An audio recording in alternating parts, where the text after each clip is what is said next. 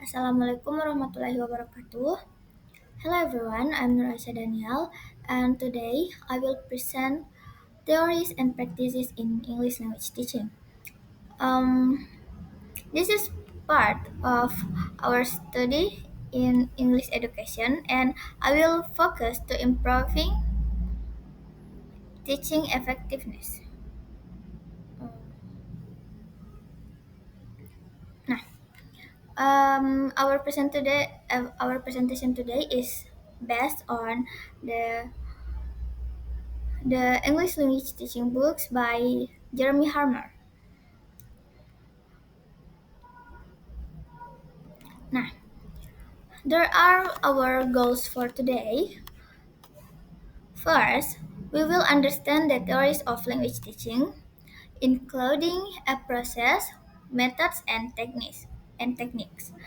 The second, we will analyze how the four language skills work together. And the third, we will explore genre-based teaching in Indonesia.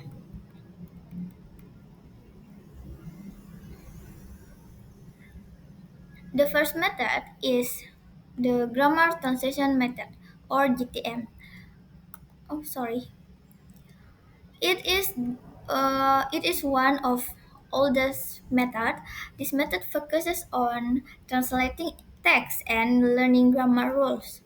The activity usually include reading passages, translating, and doing grammar exercise. The strength of GTM is that gives students a strong grammar foundation. However, the weakness is that it does not help much for speaking. Um, Next is direct method. This method that use the target language directly, so no translation is allowed. It emphasizes speaking and vocabulary. Students learn through conversation and visual aids. The strength is fluency. Students can become more confident in speaking. Next is audiolingual method. The, this method use drills and repetition. Students repeat sentence pattern many times. It is based on behaviorist theory, the idea that language is learned through habits. The weakness is that it focuses on form, not form, not for meaning. Next method is total physical response. This one is fun. Total physical response or TPR. Um, student student respond to command with physical action. It is very effective for beginners and young learners because it's interactive. Next is communicative language teaching or CLT. It's about using language in real life situation. Students do role play and discussion. It is student centered. The teacher is a facilitator. Okay, next method is content based instruction or CBI. Content based instruction teach English through academic subjects like science or history. Students learn language while learning content. This makes language learning more meaningful and connected to real life. Next method is task-based learning or TBL. In task-based learning, students use language to complete tasks like interview, brochure, or making video. The focus is on using language to get something done, not just learning rules. Next is par- participatory participatory approach.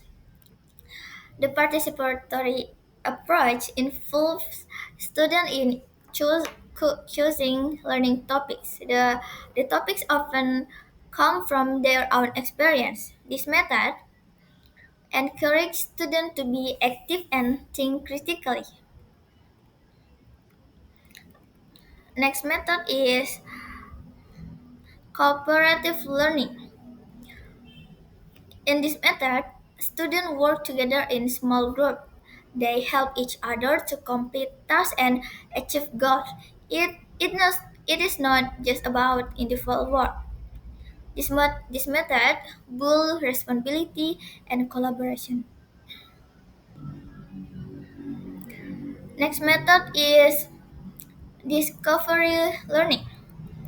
Here, students find out the rules or concepts by themselves. The teacher doesn't give the teacher doesn't give direct answer but only guides the students. This promotes independence and curiosity. Next method is oh, there are three methods here. There is problem-based problem-based learning.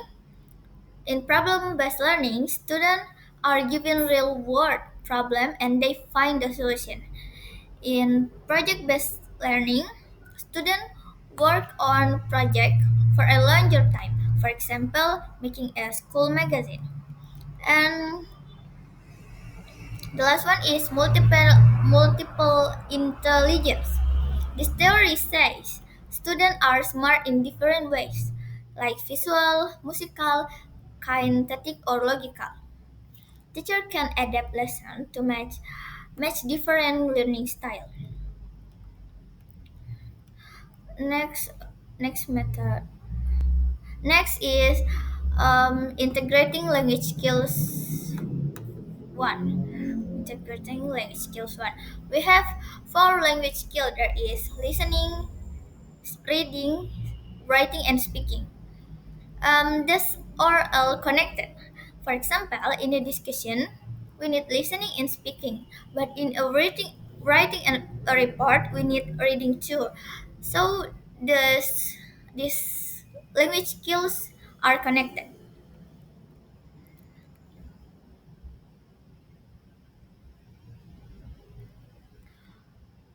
Oh, next is integrating language skills too. In integrated teaching, we use one topic to practical all for language skills. For example, with the environment, student can watch a video as for listening and read an article for reading. In speaking, they can discuss in group, and in writing, they can write a report. Next, there is genre genre-based teaching one. In genre-based teaching, students learn different types of text. There is narrative, descriptive, procedure, and so on. Each genre has a unique structure and language use. This method is part in the Indonesia curriculum like K13 and Kurikulum Merdeka. Next, there is genre-based teaching too. There are four stages in teaching genre. Number one, building knowledge of the field. And the second, modeling of the text. Next, the third is joint construction of text. And the last one, there is independent construction of text.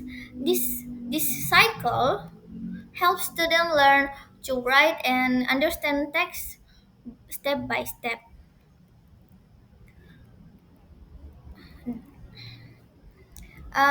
Okay, that's all our that's all my presentation today.